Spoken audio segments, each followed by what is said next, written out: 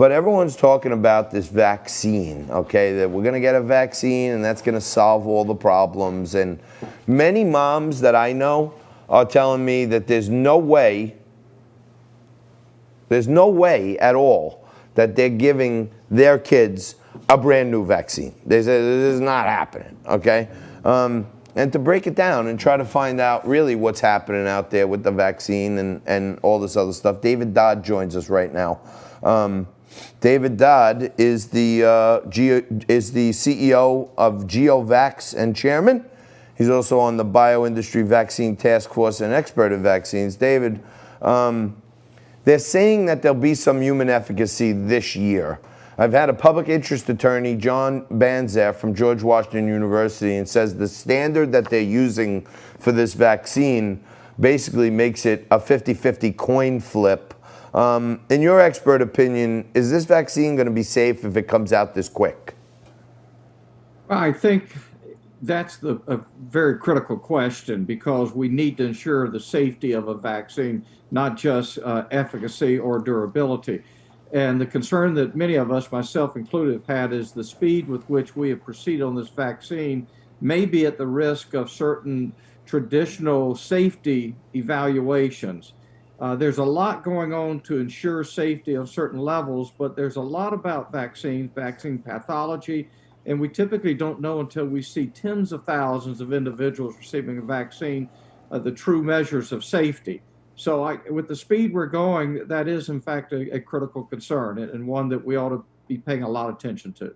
So I know one of the things that I've been looking at, and I've been looking at it in a lot of ways, I've been an approved vendor for some PPE equipment, and been making my way through those processes.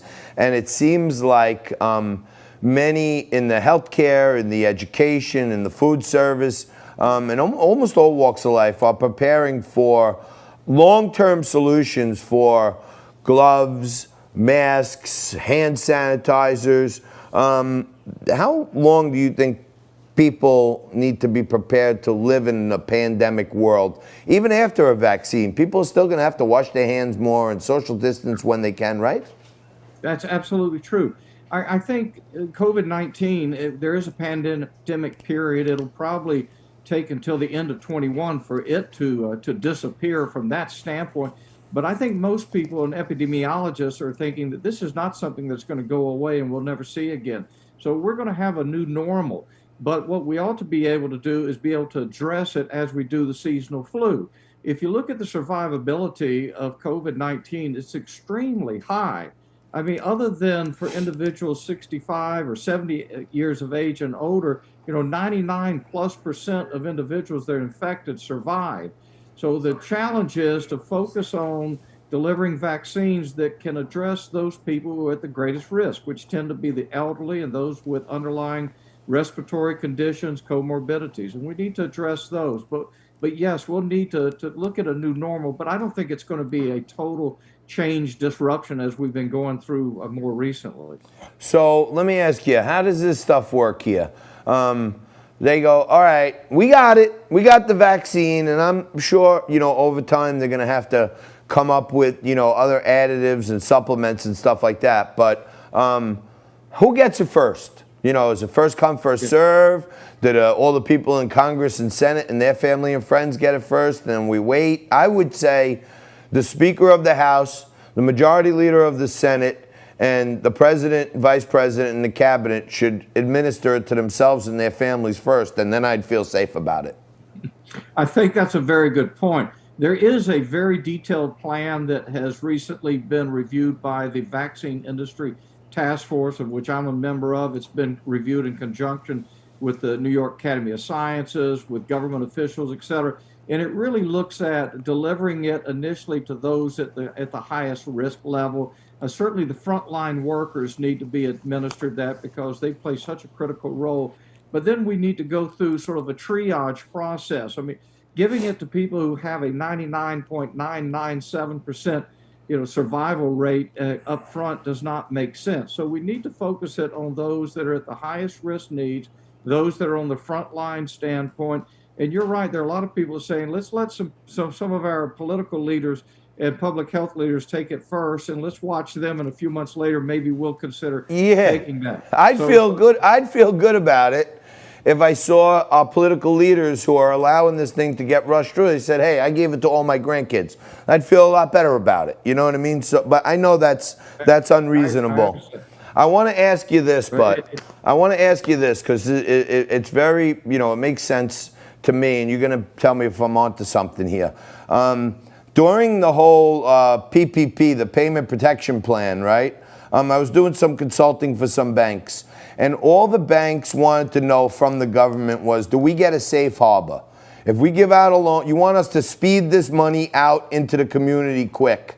If we screw up the underwriting, or if we do an expedited deal because that's what you want, and we miss something, do we have a safe harbor? Are we guaranteed by you? And there was a lot of debate over just that. The banks wanted to know they had a safe harbor. They're not going to get smacked over the head by the government, okay? And in the small business relief packages now, the stimulus relief, Nancy Pelosi is fighting against businesses having some blanket waiver where they can't be sued, and she doesn't want that to happen, right?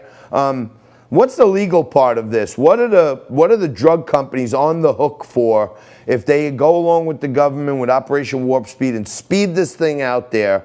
Are the trial lawyers going to be sitting there salivating? I think they will be, as they always are, but I think that the approach that's going to be taken is that as long as the vaccine developers follow the appropriate standards and is reviewed by the FDA and signed off, the traditional levels of liability, which still are pretty strong, as you well know, are going to exist, but there will be some protection for the fact, but not for cutting corners. You know, the current vaccines, your first question was a very important question because it highlighted or underscored the fact that the speed with which we've gone has been based upon vaccines largely that have never been approved before review. These technologies, which are their Operation Warp Speed, are unproven technologies, and that's a concern that many of us have in the industry. There are technologies for vaccines. My company is one that has one which are well validated, a long-term history of safety. They are not as fast in terms of getting to a manufacturing standpoint because one has to grow cells versus extracting DNA and RNA, but they have been validated from safety. And I think the public's concern about unproven, unvalidated safety technologies is something that is real and should be considered. So I'm going to amaze and amuse you with my high school science, but when you say DNA, you're talking about a deoxynucleic acid and ribonucleic acid. Is that right? Taking a piece of the genetic structure and inserting it into to create a vaccine. The traditional method is to produce vaccines, cut certain elements out of the genetic structure, insert it, and then grow it up in cells and in sort of mammalian biological materials. That takes time. The new technologies that you're hearing about that are proceeding, Moderna's, et cetera, are faster to get to manufacturing, but they also are unvalidated, and there remain a lot of questions about the safety. So the issue you raised at the very beginning is indeed a very important issue to consider. Thank you, David. Hey, is GeoVax, is this a publicly traded company? Is it a private company? We listed on NASDAQ last week, 1 week ago today. So, and can you give us the symbol of GeoVax? Yes, proudly, GeoVX. Girl, Oscar, Victor, X-ray, GeoVX is the symbol Correct. you want to look at. I'm not telling you to buy stock. You should always educate and make yourself aware of what you're looking at and make sure it's suitable for you. But these new technologies by American companies who are deploying capital to try to innovate are the companies you want to look at for if you're making long-term investments in stocks that you're going to put in your portfolio and look at in 10 years when your lifestyle changes a bit. So I'm going to do some homework on GeoVX. I'll let my viewers know if I think it's something that they should look at. And if you would, we hope to have you back and keep us updated on the advances you guys are making. We'd love to. We'd love to. Well, Thank you. Thank you very much. That's David Dodd, GeoVax Chairman and CEO. And you can find out more about GeoVax by looking it up on the NASDAQ under the symbol GOVX. We'll take a quick break right here and come back with Fernando Uribe on this terrific Tuesday right after this.